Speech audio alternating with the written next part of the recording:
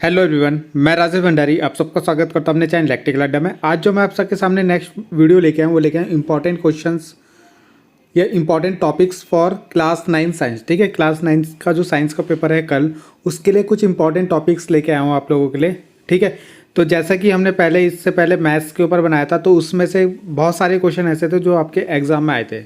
ठीक है, आप लोगों ने जिसने वीडियो देखी होगी तो वो प्लीज़ कमेंट कर सकते हैं कि कौन कौन से क्वेश्चन आपके, कितने क्वेश्चन आपको उस वीडियो से मिले थे। ठीक है, तो यहाँ पे सेम टू सेम वैसे ही आज हम साइंस का पेपर, साइंस के जो इंपॉर्टेंट टॉपिक होंगे वो देखेंगे जो आपके एग्ज़ाम में आने वाले हैं। ठीक है, कल को।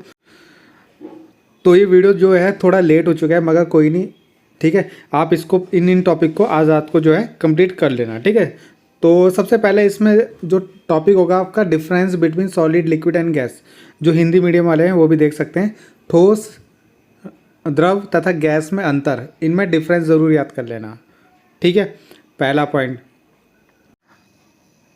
अगला जो यहाँ पे होगा कि matter can be change, sorry यहाँ पे स्टेट होगा। ठीक है, स्टेट लिख लो ने।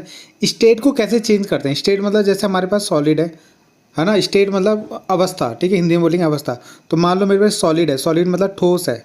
ठोस सॉलिड को कैसे मैं लिक्विड में बदलूंगा, लिक्विड मतलब द्रव में कैसे बदलूंगा, और लिक्विड को गैस में किस तरीके से कन्वर्ट करते हैं, यानी द्रव को गैस में कैसे बदला जाता है आपका। ठीक है, तो या गैस को लिक्विड में, लिक्विड को सॉलिड में कैसे बदला जाएगा, यानी गैस को द्रव में, द्रव को ठोस में किस तरीके से बदला जाता है।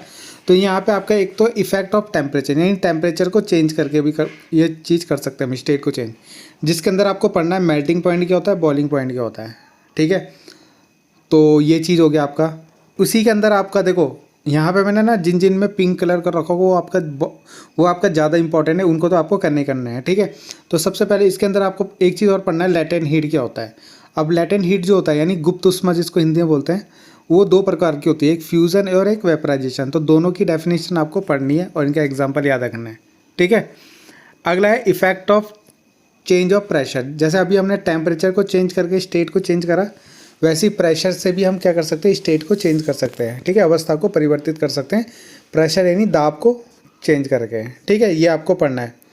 अगला एक टॉपिक होगा इवेपरेशन। ये बहुत बहुत इंपॉर्टेंट है आपका, ये तो आएगा ही आएगा आपका। ठीक है, और कौन कौन से फैक्टर हैं जो इफेक्ट करते हैं इवेपरेशन को। ठीक है, ये दोनों टॉपिक इसको आपको करने। एक है कंडेंसेशन और एक है सब्लिमेशन। यहाँ पे सब्लिमेशन भी बहुत इंपॉर्टेंट है, आप इसको भी पिंक कलर में एक तरीके से ऐड कर सकते हो। ठीक है, तो ये आपका सब्लिमेशन आपका एग्जाम्पल है, इसके भी एग्जाम्पल भी आपको याद रखना है। ठीक है, तो ये आपके पहले चैप्टर का था। इसके बाद हम सेकंड चैप्टर में आते हैं। तो मैटर वाले चैप्टर में एक तो आपको इन तीनों में डिफरेंस याद रखना है। ठीक है, एलिमेंट क्या होते हैं, कंपाउंड क्या होते हैं। ठीक है, एग्जाम्पल भी इनके याद रखना। मिक्सचर क्या होता है, मिक्सचर आपके पता है दो तरीके के होते हैं, होमोजीनियस और हेट्रोजीनियस।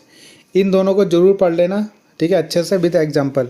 एग्जाम्पल आपको सारे याद रखना है इनके। अगला है टाइप्स ऑफ सॉल्यूशन। सॉल्यूशन कौन कौन से होते हैं हमारे। ठीक है, आपने पढ़ा होगा, एक तो सैचुरेटेड, अनसैचुरेटेड होते हैं। ठीक है, सॉल्यूशन मतलब विलियन। ठीक है, विलियन हमारे दो तरह के होते हैं, संतृप्त और असंतृप्त, वो भी आपको पढ़ना है। और एक आपने पढ़ा होगा ट्रू सॉल्यूशन। ठीक है, कोलाइडल सॉल्यूशन और सस्पेंशन सॉल्यूशन। इन तीनों में डिफरेंस आपको पढ़ना है। ठीक है, तो डिफरेंस ज़रूर इन तीनों का कर लेना आप लोग। ठीक है, इन तीनों का डिफरेंस ज़रूर पढ़ लेना। उसके बाद केमिकल फार्मूला कैसे बनाते हैं। ठीक है, और मॉलिक्यूलर मास कैसे निकालते हैं, ये दोनों बहुत इंपॉर्टेंट है। ठीक है, केमिकल फार्मूला मतलब रासायनिक सूत्र कैसे बनाए जाते हैं, और मॉलिक्यूलर मास मतलब आणविक द्रव्यमान कैसे निकाला जाता है। जैसे H2 है तो इसका कैसे निकालेंगे, 2 × 1 प्लस, है ना, 8 16 तो कितना हो जाएगा 18। तो इस तरीके से आपको निकाल के दिखाना है। लॉ ऑफ केमिकल का कॉम्बिनेशन पढ़ लेना, एटॉमिक मास की डेफिनेशन पढ़ लेना। ठीक है, तो ये इसके अंदर टॉपिक होंगे आपके। इसके बाद आते हैं हम फिजिक्स में। फिजिक्स में डिस्टेंस क्या होता है, डिस्प्लेसमेंट क्या होता है, इन दोनों में डिफरेंस पढ़ लेना। ठीक है, तो इसमें डिस्प्लेसमेंट आपका बहुत इंपॉर्टेंट है, इसके ऊपर न्यूमेरिकल भी आते हैं। एक्सेलरेशन क्या होता है, change in velocity upon time, है ना, इसका फॉर्मूला भी पढ़ लेना, इसके ऊपर एक न्यूमेरिकल भी कर लेना। इक्वेशन ऑफ मोशन, है ना, तीनों इक्वेशन V = U + AT, समीकरण जो है गति की, वो तीनों पढ़ लेना। S = UT + ½ AT² और V² = U² + 2AS। तो ये इक्वेशन जो है प्रूव कर लेना इसको। ठीक है, अगला यूनिफॉर्म सर्कुलर मोशन, तीनों इक्वेशन प्रूव करके दिखानी है आपको। यूनिफॉर्म सर्कुलर मोशन क्या होता है, तो यहाँ पे स्पीड निकालने का 2πr/t, ये जो फॉर्मूला है इसको पढ़ लेना, ठीक है। v मतलब वेलोसिटी, 2πr यानी जो आपका सर्कुलर मोशन है तो उसकी परिधि लेते हैं ना हम, सरकमफ्रेंस, तो कितना 2πr, तो वो उसका डिस्टेंस का काम करती है, ठीक है। तो 2πr/t ये सर्कुलर मोशन के अंदर हो गया आपका, ठीक है। इसके बाद आपको जो फिजिक्स में न्यूटन्स लॉ ऑफ मोशन, तीनों लॉ आपको पढ़ने, ठीक है। तीनों में से कोई सा भी लॉ आपसे पूछ सकता है, और उनके एग्जाम्पल यहाँ पे क्वेश्चन जो बनेंगे ना, जो बच्चे फंसेंगे इसमें वो एग्जाम्पल्स में फंसेंगे। तो एग्जाम्पल्स आपको तीनों के याद रखना है। जो 11th के बच्चे थे उन पे भी जो है इनके एग्जाम्पल ज़्यादा आए थे, तो एग्जाम्पल आपको ज़रूर याद रखना है, ठीक है। कि कहाँ कहाँ पे न्यूटन का फर्स्ट लॉ लगता है, कहाँ सेकेंड लॉ लगता है, कहाँ थर्ड लॉ लगता है, ठीक है। जो गति के तीनों नियम है ना, उनके कहाँ कहाँ उनके उपयोग होता है वो आपको पढ़ना है। इनर्शिया की डेफिनेशन पढ़ लेना, बहुत इंपॉर्टेंट है, ठीक है। और इसके भी एग्जांपल पढ़ लेना। मोमेंटम क्या होता है ये पढ़ लेना। F=ma, यानी जो न्यूटन की सेकंड इक्वेशन है ना, जो F होता है डायरेक्टली प्रोपोर्शनल होता है डेल्टा P/Δt, यानी मोमेंटम के डायरेक्टली प्रोपोर्शनल, यानी संवेग के परिवर्तन की दर को, जो संवेग में परिवर्तन की दर होता है वो समानुपाती होता है फोर्स के, है ना। Change in momentum directly proportional to force, तो वहाँ से आपका ये फॉर्मूला प्रूव हो गया F=ma, ये जरूर कर लेना। उसके बाद आते हैं हम ग्रेविटेशन वाले चैप्टर में। तो यूनिवर्सल लॉ ऑफ ग्रेविटेशन क्या होता है ये आपको पढ़ना है। स्मॉल जी और कैपिटल जी में रिलेशन बहुत बहुत इंपॉर्टेंट है, हर साल आता है। मास और वेट में डिफरेंस याद कर लेना, ठीक है। और फ्री फॉल क्या होता है ये भी पढ़ लेना इसके अंदर, ठीक है। इसके बाद न्यूमेरिकल किस किस के करने हैं आपको। न्यूमेरिकल के जो टॉपिक है तीनों इक्वेशन पे v=u+at, वो आपको न्यूमेरिकल उसके करने हैं।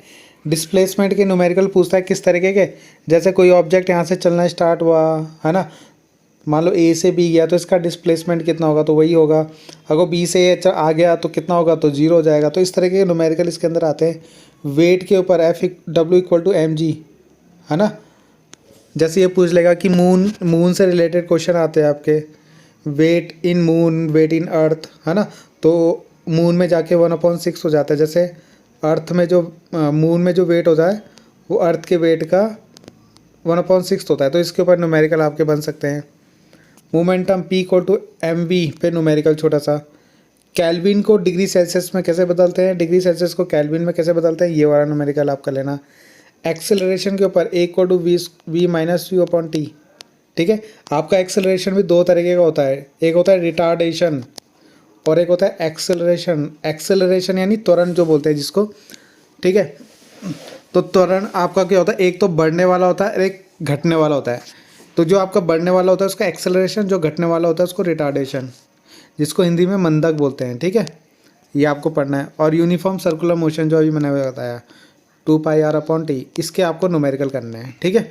तो इतने टॉपिक थे आपके जो इम्पोर्टेंट थे, ठीक। तो इनको आपको ज़रूर करना है, और जो मैंने पिंक कलर में बनाया वो तो सबसे ज़्यादा इंपॉर्टेंट है, ठीक है आपके। तो ये आपके टॉपिक है, इनको आपको सबसे पहले करना है, ठीक है। बाकी आपको करना है, बाकी भी करना है, मगर सबसे पहले आप ये सोच सकते हो कि ये टॉपिक आपके बहुत बहुत ज़रूरी है, ठीक है। तो बाकी मिलते हैं नेक्स्ट वीडियो में। Thank you.